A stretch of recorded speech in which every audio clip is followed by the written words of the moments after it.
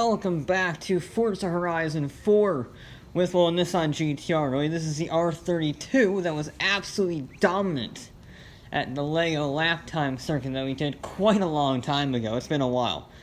And no, I'm not making a continuation of that. No, I haven't had the time or the consistency for that, as you can clearly see by my last schedules. But what I did want to do is compare the Nissan to the Buick and the Mazda. Now, if you're wondering what those are, the Buick was the winner of the Fortune Island Rally Series. That won in this last episode, actually. And then the Mazda was absolutely dominant for about half the season on the mainland when the Horizon 4 just came out. So that was absolutely dominant on the Rallycross track. So, what if we, I don't know, put the three cars head to head, each one of them competing on each other's circuits, so we have three cars going up in S1 class regulations on the Rallycross track, on the rally track, and then the detuned S1 class on the racetrack, and see which one would come out on top as sort of a championship ultimate final round thingy that you see on TV all the time, and I can't think of the name of it. The All-Stars, that's it. Starting out with the first track, and probably one of my favorite circuits I've ever made, I'll be honest. It's still, I still love it to this day. When I was practicing and driving it, I thought it was great fun. The Rallycross track on the mainland.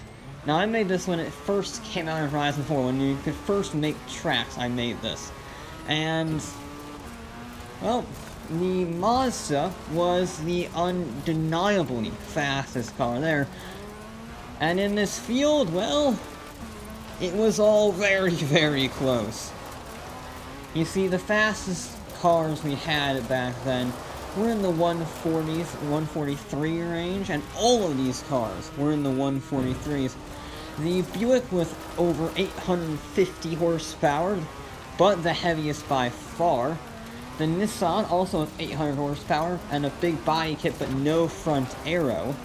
And then the Mazda was incredibly lightweight and lots of aero but less horsepower. 200 less horsepower to be exact.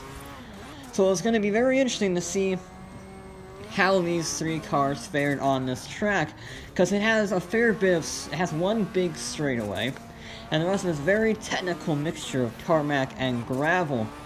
And I thought the Nissan would be a little bit better. It doesn't have front aero, but the tires from the body kit are massive, and it just wasn't there. It was consistent, it was very good to drive. Same thing with the Mazda. Those two were very good to drive, but they weren't as fast as the Buick. The Buick Beast was very, very fast. Now granted, only a tenth of a second faster than the Mazda, but it is faster than the Mazda. But it's half a second faster than the Nissan. That's a lot of time. That's an awful lot of time. And I was surprised by that. I was surprised that the Buick was that much faster than the Nissan, all things considered. Because they're not that far different in power. The Nissan's far lighter, though, and has arguably the same size tires. So yeah, I don't know. But the Buick, not as controllable in all, terrible to drive when on relative speaking terms, but very, very fast once you got it right. Which means we move on to the Buick's strongest point, the rally stage on Fortune Island. Now, on Fortune Island, our fast times were over almost a minute faster than the 225s, is what the Buick set, 225 dead, and its time to shine in the episode itself. But the Mazda has the dubious distinction of being the only car here to actually run on two stages. It ran as the winner of the first stage and the benchmark time for the second stage. And it improved a lot. It improved by 4 seconds on its benchmark time. So that's called experience for you. Experience on the track. However, the same could not be said for the Nissan and the Buick.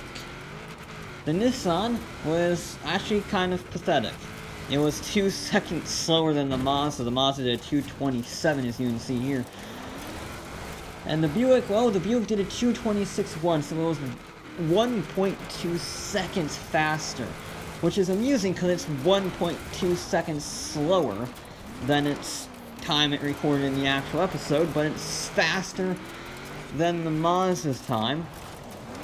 Now, I should say all of these times, except for the Nissans, would put them in the top 3. That's very, very good. You know, there's a reason these are the fastest of their respective series.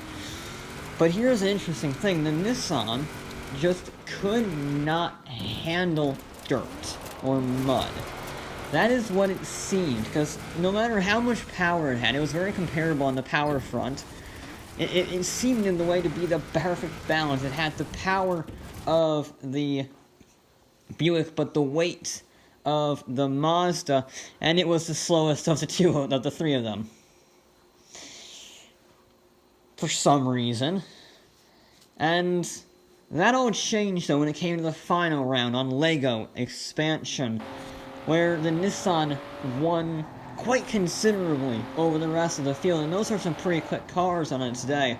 You know, we had the Bone Shaker, we had the NASCAR Tired Falcon. These are all very, very good cars. But what happens when the Buick and the Mazda face off? Now, interestingly, they had to run with their standard drive lines, which meant the Mazda and the Buick were rear-wheel drive, while the Nissan was all-wheel drive. And combine that with massive racing tires, and I think it still had around 500 horsepower. The Nissan was very powerful, all things considered. It was, quite quick, as in a second faster than the Mazda, which was in turn 0.2 of a second faster than the Buick. Yeah, the Buick got a 58 dead, which is not good.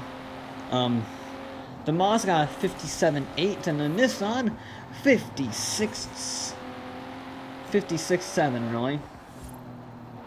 Yeah.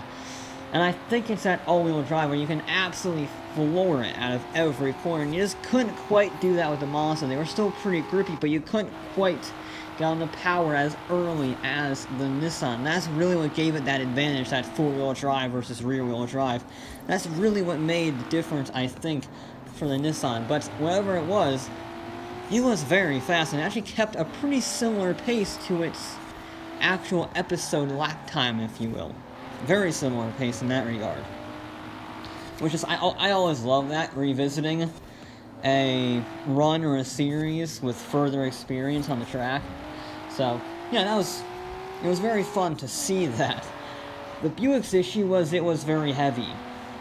It was a massive 2,900 pounds, over 600 pounds heavier than the Mazda. And sure, it had a bit more power, but for such a massive weight, even with the better suspension, the better brakes, it wasn't really enough to get going. Yeah, it didn't really like the tarmac very much. So, conclusions to draw. Well, statistically, the Buick is the best, winning 2 rounds out of 3, with the Nissan claiming the 3rd round win, and the Mazda, it showed up, it participated, and we're proud of it for participating. So, what we have here is 2 startling conclusions. The Nissan is unsurprisingly the fastest around a track, but if you want a rally car, which both the Mazda and Nissan have had experience in rallying, your best choice in S1 class is to go with a 1970 Buick muscle car that's the size of an aircraft carrier. Because Forza logic in a nutshell right there. Well, that is going to be it for this episode of Forza Horizon 4. I'll be back with more.